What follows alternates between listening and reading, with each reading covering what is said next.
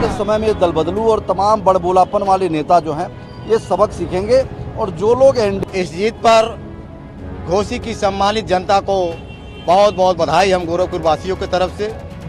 जीत की बधाई अपने नेता माननीय राष्ट्रीय अध्यक्ष श्री अखिलेश यादव जी को देता हूं कि उनके कुशल नेतृत्व की जीत है। जीत की शुभकामना बधाई माननीय शिवपाल सिंह यादव जी को देता हूं, जिन्होंने वहां 10 दिन लगभग रुक करके और सभी कार्यकर्ताओं को इकट्ठा करके रणनीति बना करके चुनाव लड़ाया। इसके लिए मैं उनको धन्यवाद बधाई देता हूं। बधाई मैं देता हूं प्रदेश अध्यक्ष माननीय नरेश उत्तम पटेल जी को, जिन्होंने बहुत कुशल रणनीति के तहत हम लोगों को चुनाव लड़ाया। मैं बधाई देता हूं वहां के दलित समाज के लोगों को।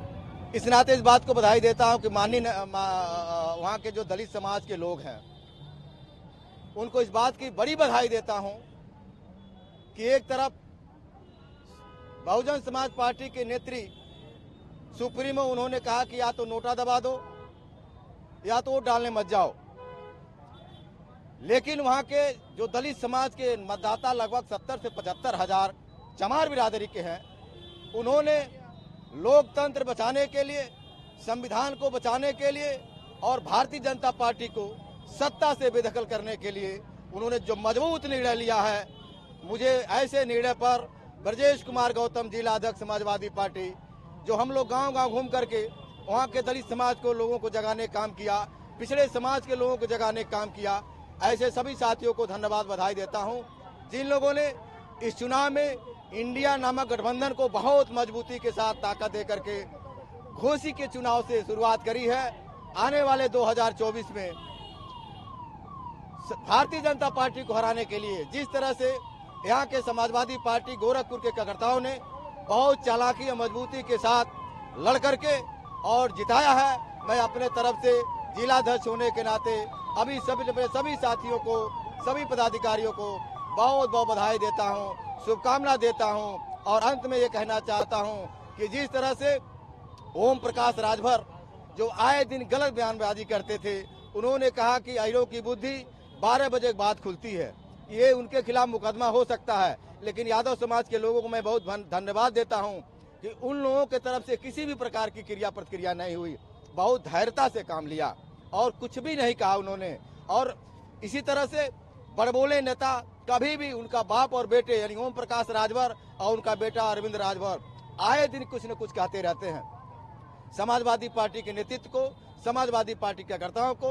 तो मैं आपके माध्यम से वो नसीहत देना चाहता हूं कि अब आपके तरफ से कोई बयान नहीं आना चाहिए, क्योंकि केवल यादव ने ही जवाब नहीं दिया, केवल समाजवादी पार्टी के लोगों ने ही आपको जवाब नहीं दिया, बल्कि घोसी और आसपास की सभी जनता ने मिलकर के आपके बड़बोलेपन का जवाब दे दिया।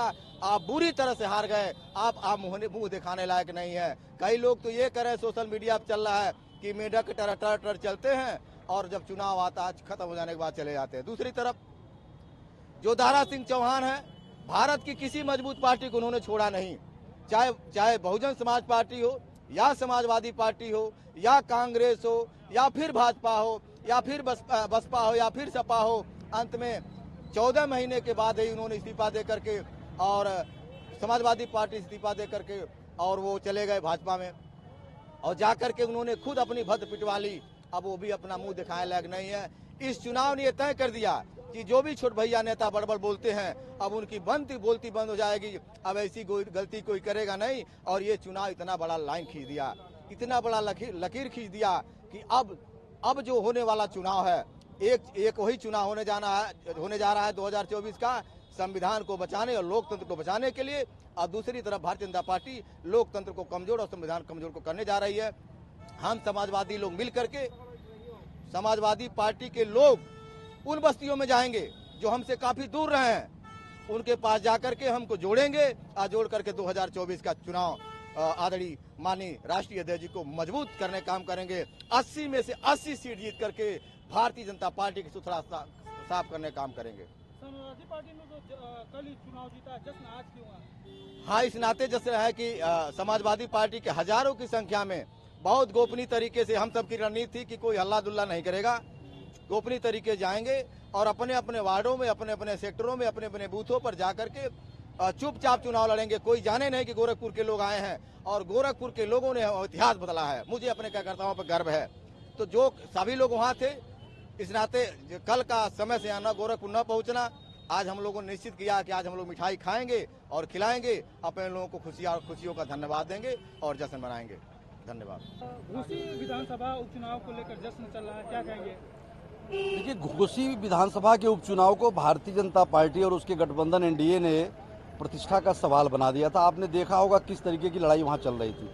प्रदेश की सारी सरकार वहाँ जाके बैठ गई थी। उनके दो मुख्यमंत्री तो लगातार बैठे रहे और मुख्यमंत्री जी ने भी जाके वहाँ सभा किया और ऐसे अनर्गल प्रलाप किए जा रहे थे जैसे लग रहा था कि समाजवादी पार्टी की जमीन पर कोई हैसियत नहीं है। तमाम ऐसे ऐसे शब्दों का इस्तेमाल किया गया, माननीय हमारे राष्ट्रीय अध्यक्ष के लिए इस्तेमाल किया गया। वहाँ की जनता ने जो सबक सिखाया सबको, आने वाले समय में दल बदलू और तमाम बड़बोलापन वाले नेता जो हैं ये सबक सीखेंगे और जो लोग एनडीए के, जिन लोगों ने इंडिया गठबंधन का मजाक उड़ाया और इस गठबंधन को इन लोगों ने हवाई बनाने का काम किया, वहाँ की जनता ने 20% का गैप रखा इंडिया और एनडीए में। 57 कुछ परसेंट हमको मिला, 37 कुछ परसेंट वोट उनको मिला। इस तरीके से आज इंडिया गठबंधन पूरे प्रदेश और देश में एक मैसेज दिया और यही नहीं, पूरे देश में आपने देखा होगा 7 विधानसभाओं के चुनाव थे जिसमें इंडिया गठबंधन भारतीय जनता पार्टी के गठबंधन एनडीए पर भारी रहा। तो इस जीत को लेकर आप लोग काफी खुश हैं? निश्चित तौर पर हमारे कार्यकर्ताओं को एक ऊर्जा मिला है और इसी ऊर्जा के सहारे हमारे कार्यकर्ता 2024 के चुनाव में जाएंगे और एक एक सीट पर पीडीए को साथ लेकर के और सवर्ण समाज को उसमें सहयोग के लिए राजी करके और इसके झूठ के वादों को पीछे छोड़ते हुए जनता हमारा साथ देगी। आपका नाम है?